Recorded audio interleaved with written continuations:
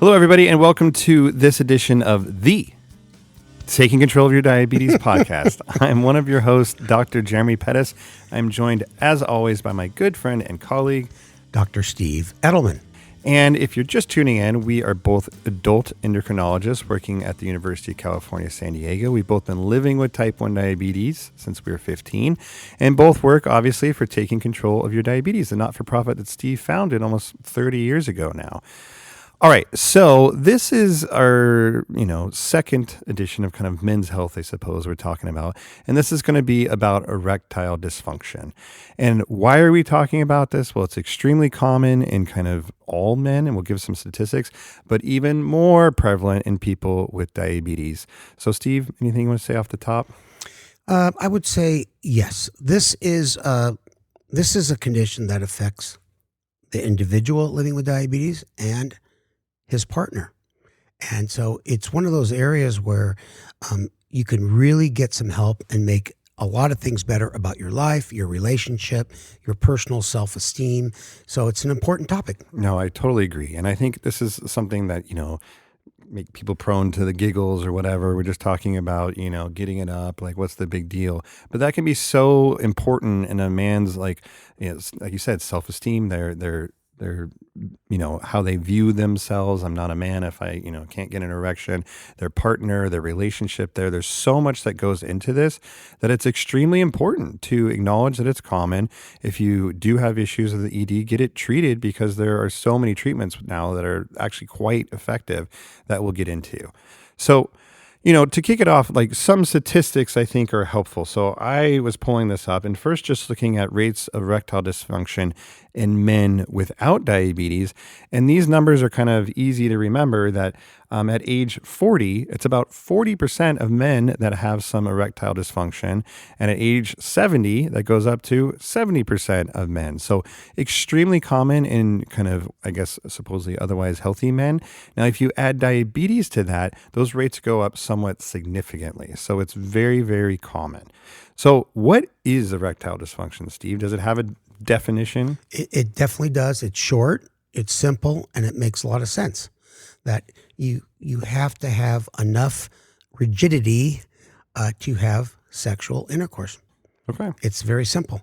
And I should say that there are gradations. It's not like one day you can have sexual activities without any problem, and then the next day you're limp completely. Mm-hmm. So there are men that have, it's partial erectile dysfunction. If the stars aren't aligned perfectly, sometimes you're lucky, sometimes you're not. Or you don't have an erect penis as you used to when you were much younger. So for every man that gets older, it does take an effect over time. Yeah. And if you're, again, listening, this is an issue of yours, we understand that it can be embarrassing, to bring up to your provider, to talk about, to anybody about it. I will say from the provider side, I have essentially zero embarrassment with this. And I would say all of our other endocrinology colleagues would say the same thing, that we're not surprised when people bring this up. And to us, it's like people talking about they have knee pain or pneumonia or what else it is. It's a health issue. So just encouraging people to, we understand it might be embarrassing, but we don't feel that, bring it up and we can address it. I would just say that there are female doctors, endocrinologists that may be less comfortable, and you might be more hesitant telling a female. But as Jeremy said, they will deal with it. They may not bring it up because might be their normal thing, but it's standard operating procedure to ask a male patient with diabetes, do you have problems getting an erection? Yeah, I would say, as you're saying that, Steve, like I can actually do a better job of bringing it up myself, putting it in my own templates of people with diabetes, just like we address their blood pressure and cholesterol, that maybe it should be part of our template. And maybe that would help, kind of to get the conversation going.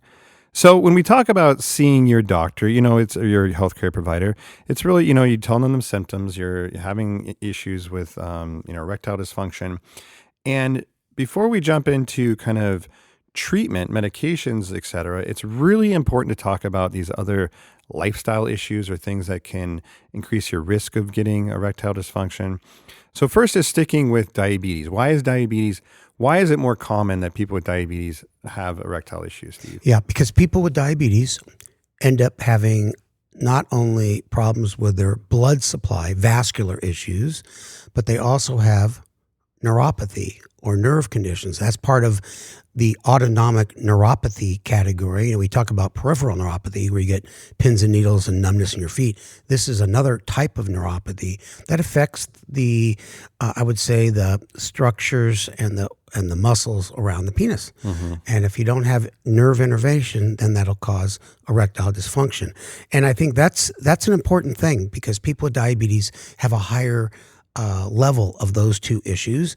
And it's also important to mention that if you have good diabetes control, your blood pressure is good, you never had any heart disease, you know, those things may not affect you, and your rates may be the same as a typical non-diabetic man. So, you know, don't think you're going to get it just because you have the diagnosis of diabetes. Right.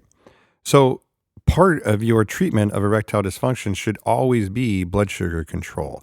And maybe that helps you, motivate you to get better control with your diabetes, because this will help your vascular function and possibly your erectile function. So keeping that in mind, that diabetes control is always going to be part of this.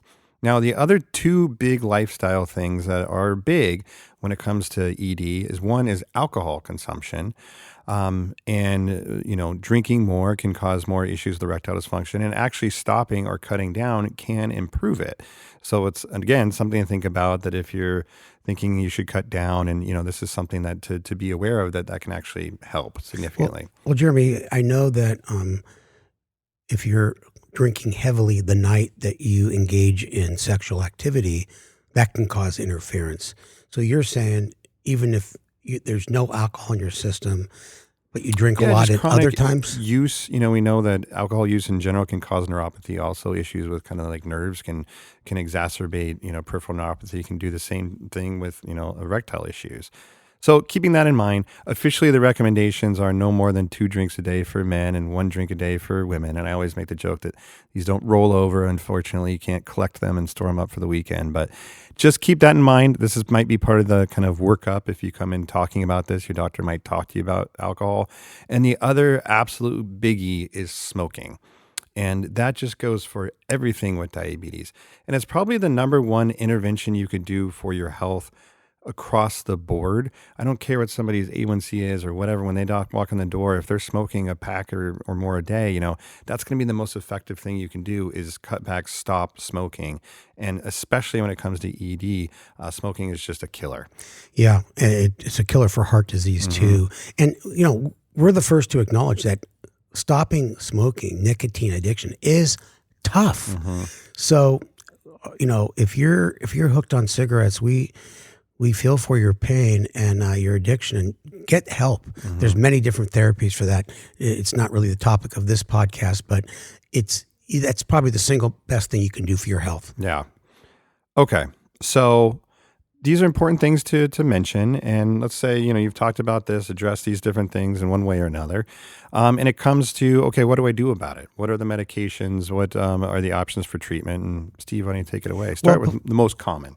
Okay, I will start with the most common. But first, let me ask you, should men with erectile dysfunction get a workup versus just saying they can't get it up anymore? There's no specific labs, I would say, that, that would kind of ring a bell, but you definitely need to assess for cardiovascular health. There's some contraindication medications we'll talk about. But obviously your A1C, probably your cholesterol, those kinds of like general health maintenance things to kind of tune up. But I don't know, is there something specific you're thinking about otherwise? I know that in the workup, some people order TSH, check your thyroid, and prolactin levels. But those are very rare causes of erectile dysfunction. And a good doctor will take a history and they'll be able to say, well, it looks like pure erectile dysfunction, not something else. And then the other thing we just did a whole podcast on is, should I get my testosterone checked? And the answer to that is probably no. It shouldn't just like automatically get your testosterone checked, because these tend to be independent issues. You could have low testosterone and still need, treatment for ED. So really low testosterone is more about low desire in sex, and true ED is that your desire is still there. You just don't have, not able to sustain an erection. Yeah. And I've talked to you before we started the podcast that one of the questions I ask my patients, I say, "Are you able to masturbate?" And if they say, "Yeah, no problem," and they don't have erectile dysfunction. They have some emotional issue going on, maybe with their partner. So it's a very good question you can ask yourself.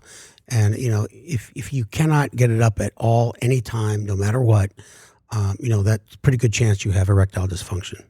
Okay. Okay. So what do we do about it? Okay. Well, we talk about the most successful, easy way to address the problem, which is these drugs that work towards erectile dysfunction. They're PDE5 inhibitors.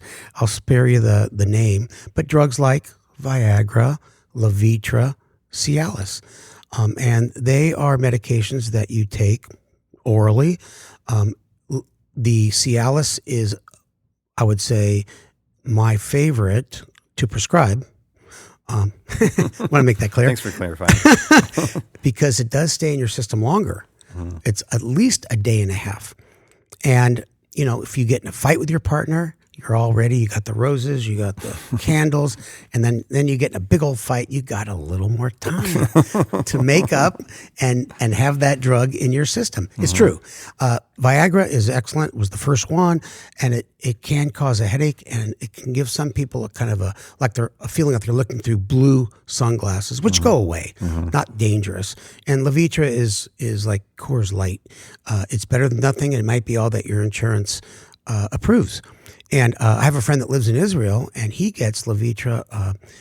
It goes under the tongue like a nitroglycerin tablet, dissolves and gets in the system like that.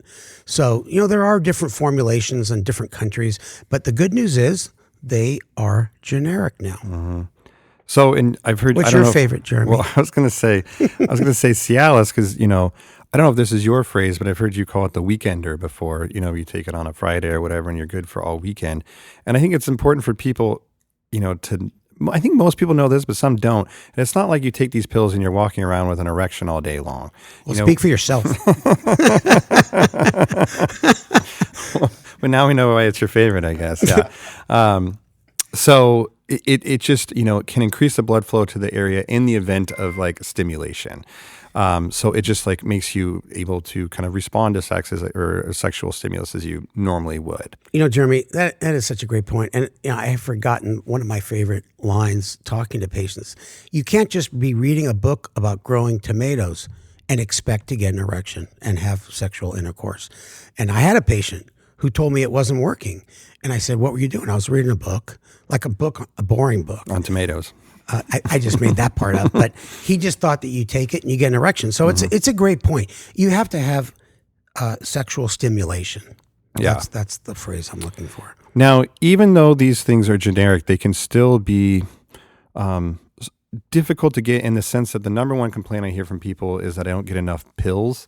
That for Levitra or Viagra or whatever, that for a month's supply, they might give you 5 or 6 pills, something like that. And, providers actually know, and you can request to always get prescribed kind of the highest dose of these medications. And there's usually 2 or 3 doses. And then you don't have to take the whole thing. Maybe you'll find that a quarter works for you or a half or whatever, if that's, something you want to do to try to get more basically usage out of these. Yeah, I think they should base the number of pills you get on how long you've been married, because the longer you're married, the less you need. But you know what? I'll be truthful with everyone on the podcast. I should say honest. That I get Cialis, and it's generic now. I go to Costco, and a couple times the prescriptions were $10 for 25 pills. Because it's generic now. They're not as restrictive. So then I went just a couple days ago to get my COVID shot, and the guy said 127. So the pharmacist came out and said to me, "Well, the batch we just got, because there's a lot of different generic companies, that's the only ones I have right now. That's the best price I can offer you." And he apologized For the COVID shot? The cost for went to pick up my Cialis prescription. Okay.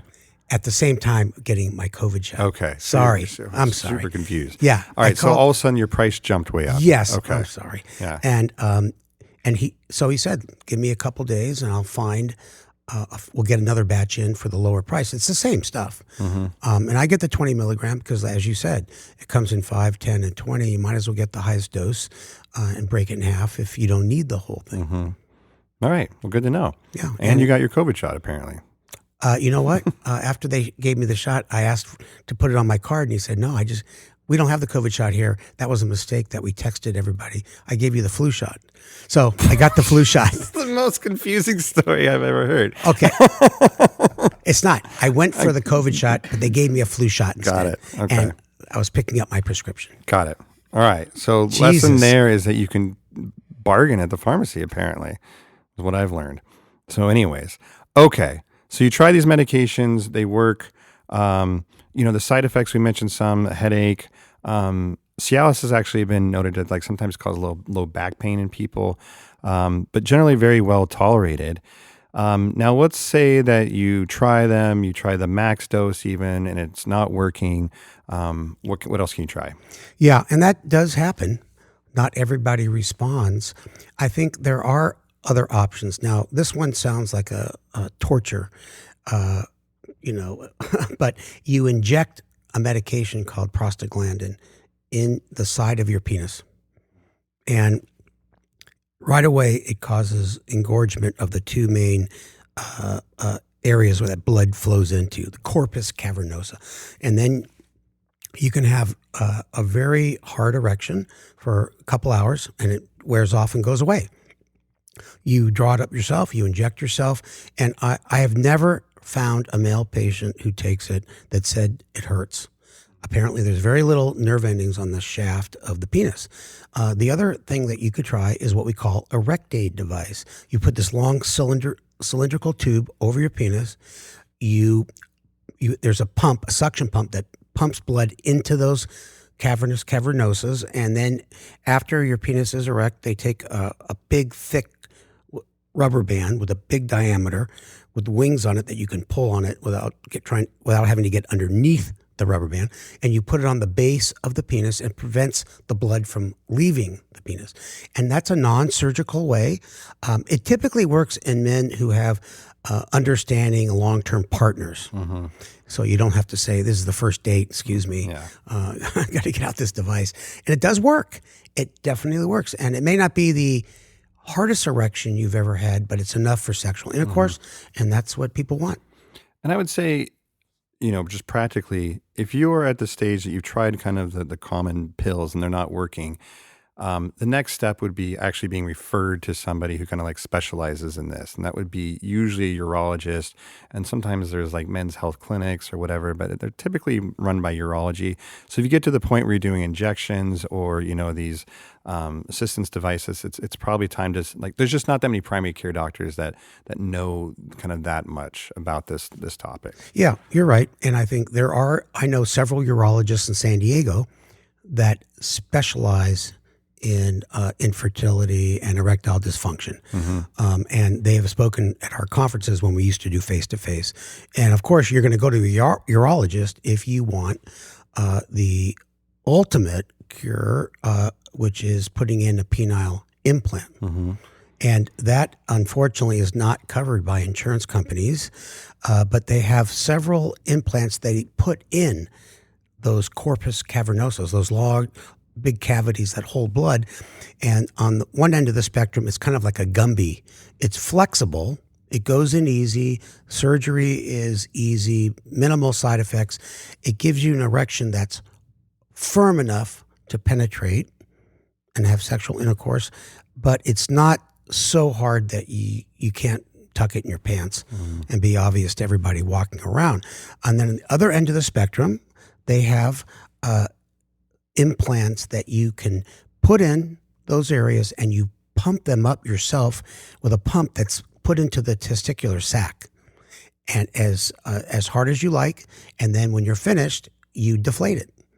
And those cost more. I don't know the exact prices, but once again, those are not covered. It's gonna cost you probably well over $10,000. But once again, a urologist that specializes in this procedure, and it has helped a lot of people. Yeah.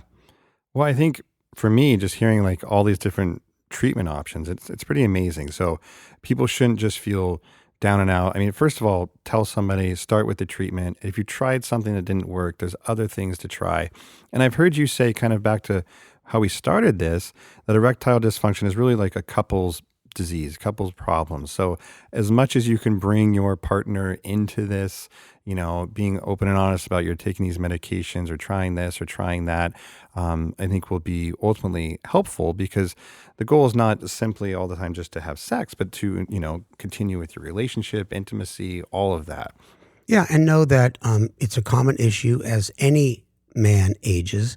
It's just a little more common in men with diabetes, and a lot more common if you have vascular and neurologic issues. But there's no reason you cannot enjoy sex as much as anybody else, with or without complications.